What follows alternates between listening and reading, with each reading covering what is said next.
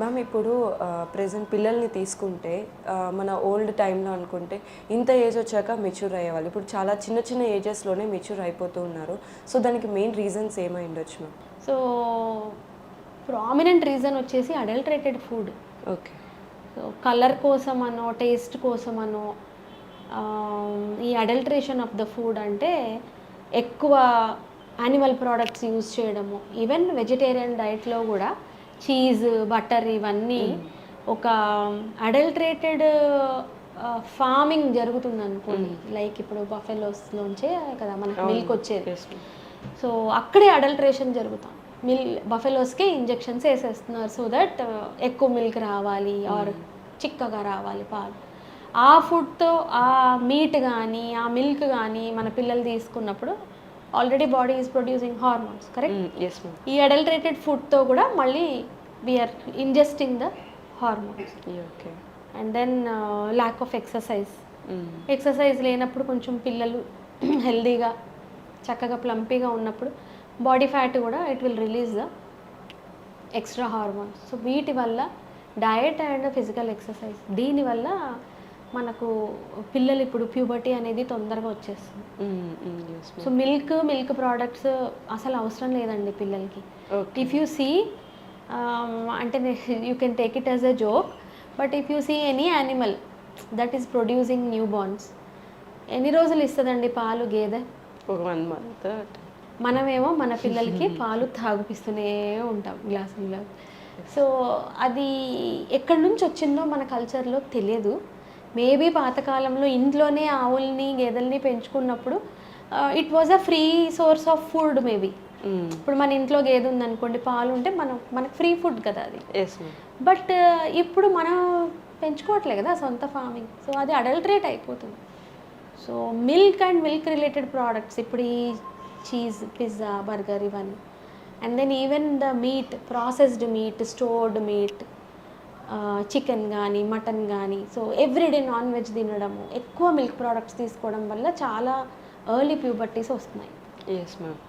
మేము నార్మల్గా hormonal imbalance అని చెప్పేసి వింటూ ఉంటాము.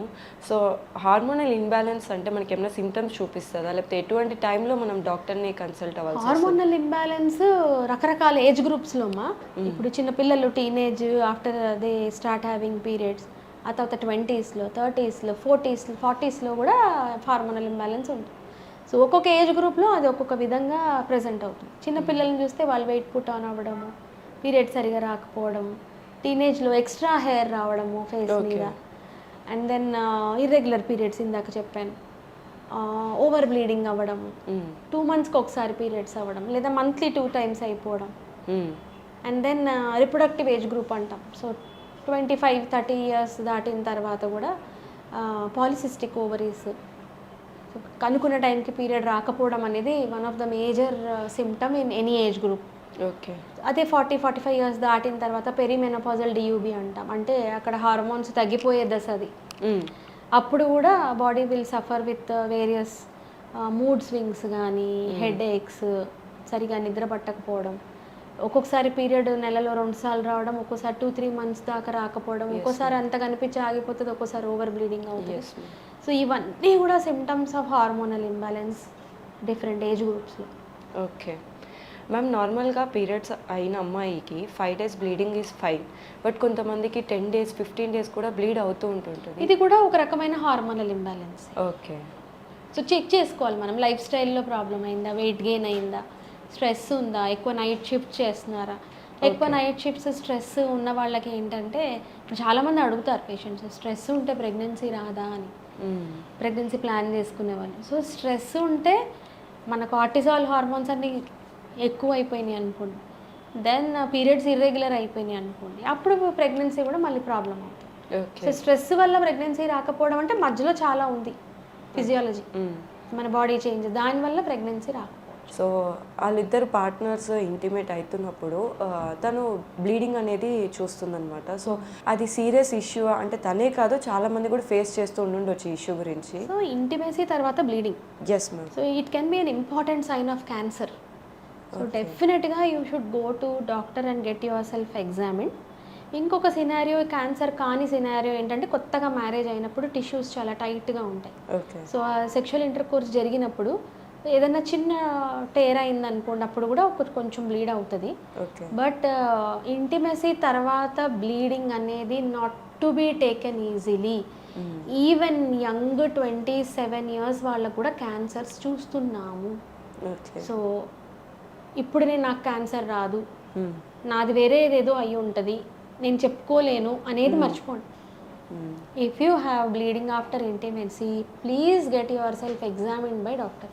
ఇప్పుడు ఇంకోటి కూడా చూస్తున్నామమ్మా, ఇప్పుడు ఇట్లాంటి నువ్వు చెప్పినట్టు అమ్మాయిలు వస్తారు మాట్లాడతారు కానీ పడుకోమ్మా ఎగ్జామిన్ చేయాలంటే టచ్ చేయనిరు అసలు. అవును. So it is very difficult for us to come to a diagnosis without examine. Yes. So దయచేసి please don't feel shy to get examined by doctor. డాక్టర్ని కన్సల్ట్ అవ్వడం అంటే కూర్చొని మాట్లాడేసి రావడం కాదు. You have to get yourself examine. దాంట్లో pap smear అనే ఒక చిన్న టెస్ట్ కూడా తీయడం జరుగుతుంది. జస్ట్ అది ఒక 30 seconds టెస్ట్, అది కూడా చేయించుకో. సో మనం డాక్టర్ని ఎగ్జామిన్ మీరు చేయనిస్తేనే ఆ ప్యాప్స్మియర్ అనేది జస్ట్ ఒక చిన్న బ్రష్ ఉంటుంది పొడుగ్గా, అది లోపల సర్విక్స్ దగ్గర పెట్టేసి వెజైనా లోపల జస్ట్ ఆ బ్రష్తో ఒక చిన్న శాంపుల్ అంతే. సో ఇంటిమెసీ తర్వాత బ్లీడింగ్ అనేది you have to go to doctor. Point number 1. Point number 2, get examined. Third thing, get a Pap smear. ఈ 3 తప్పకుండా చేయండి. మ్యామ్ మీరు ఇప్పుడు చెప్పినట్టు ప్యాప్ టెస్ట్ అనేది ఇయర్లీ ఎనీ టైమ్స్ చేయించుకోవాలి ఆర్ ఎల్స్ ఇయర్లీ వన్స్ చాలమ్మా. ఓకే. నెక్స్ట్ మ్యామ్, నార్మల్గా చాలా వీడియోస్ చూస్తూ ఉన్నాం ఇప్పుడు. పోస్ట్ మార్టం పీరియడ్ అనేసరికి చాలామంది అమ్మాయిలు డిప్రెషన్ ఫీల్ అవుతారు, సపోర్ట్ కావాలి అని చెప్పేసి చాలా వీడియోస్ అయితే వస్తూ ఉన్నాయి. సో ఈ పోస్ట్ మార్టం పీరియడ్ ఏంటి, ఆ టైంలో ఎటువంటి జాగ్రత్తలు తీసుకోవాలి మేము అమ్మాయి? సో పోస్ట్ పార్టం పీరియడ్ అంటే ఫస్ట్ 45 days ఆఫ్టర్ డెలివరీ, అంటే 6 వారాలు. సో ఎస్పెషలీ ఇందులో ఈ పోస్ట్ పార్టం పీరియడ్లో ఇష్యూస్ ఈ లాస్ట్ 4-5 yearsగా మనం ఎక్కువ చూస్తున్నాం. రీజన్ ఒకటి, ముందు నుంచి హెల్త్ ఇష్యూస్ ఉండడం లేదు, అంటే they might be worried about ఇంట్లో సరిగా సపోర్ట్ లేదో, చిన్న బేబీని నేను ఎలా చూసుకోవాలి అనో, లేదంటే నేను ఇంత చదువుకున్నాను ఇప్పుడు నేను జాబ్ మానేయాల్సి వచ్చింది ఏంటి, లేదా లీవ్ పెట్టానేంటి, లేదా లీవ్ పెట్టినప్పుడు లీవ్ యాక్సెప్ట్ చేయకపోవడమో, లేకపోతే అయిపోయింది నీ leave, when are you coming back అని ప్రెషర్, ఆ టైంలోనే బేబీ సిక్ అవ్వడము, అండ్ దెన్ ఆ టైంలోనే ఇంట్లో సపోర్ట్ లేకపోవడం.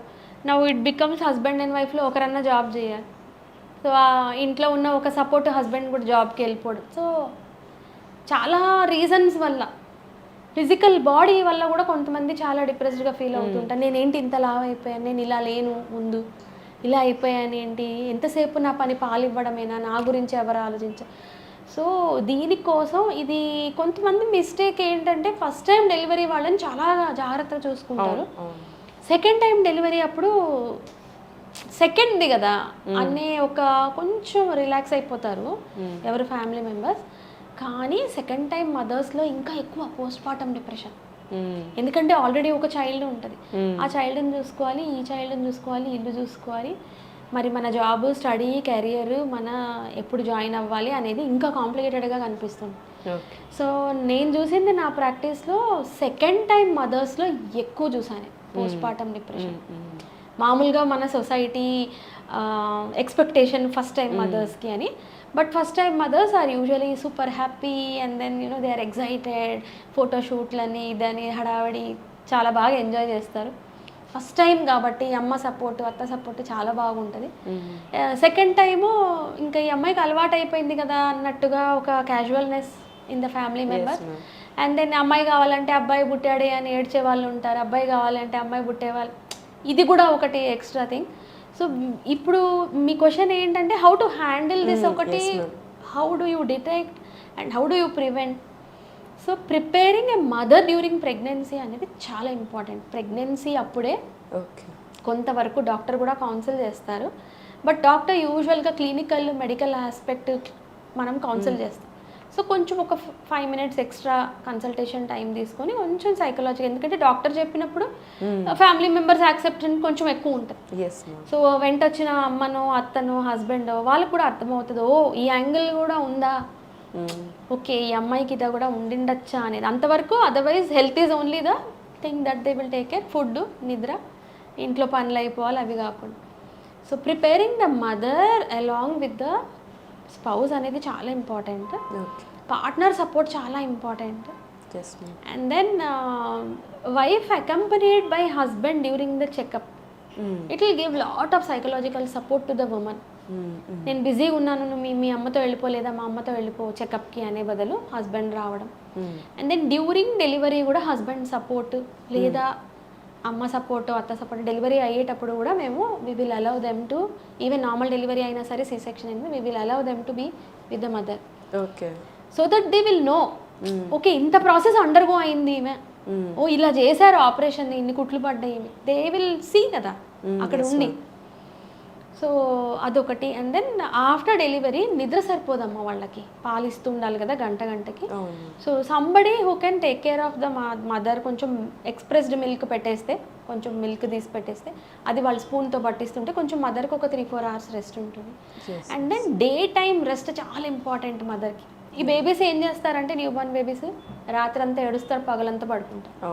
మదర్స్ ఏం చేస్తారు, అమ్మాయి బేబీ పడుకుందని హాయిగా టీవీ చూడడము, ఫోన్ చూడడము. ఇప్పుడు ఇది ఒకటి కదా, ఇన్స్టాగ్రామ్, సోషల్ మీడియా ప్రెషర్, అవన్నీ ఫోటోలు అన్నీ పంపించాలి, పెట్టాలి. ఆర్ ఇంకేదన్నా దే వాంట్ సమ్ డిస్ట్రాక్షన్ బేబీని పక్కన. అలా కాకుండా what I say is when the baby sleeps you sleep. Babies 24 hours 18 to 19 hours నిద్రపోతారు. కొంతమంది బేబీస్ 20-21 hours కూడా నిద్రపోతారు. ఎన్నిసార్లు బేబీ నిద్రపోతే మదర్ కూడా అన్నిసార్లు నిద్రపోవడానికి ట్రై చేయాలి, రెస్ట్ తీసుకో. Because your body, muscles, nerves, బ్రెయిన్కి రెస్ట్ కావాలి. So when your sleep is adequate కూడా డిప్రెషన్ ఛాన్సెస్ చాలా తక్కువ ఉంటాయి. Okay. And then weeping episodes ఉంటాయి మదర్కి. సో అది క్లోజ్గా ఉన్న వాళ్ళు ఏం కాదులే ఫస్ట్ డెలివరీ కదా అలాగే ఉంటుంది అని లైట్గా తీసుకోకుండా, if required you will have to take her for certain psychology sessions, counselling sessions ఉంటాయి. సైకియాట్రీ వేరేమ్మా, సైకాలజీ వేరే.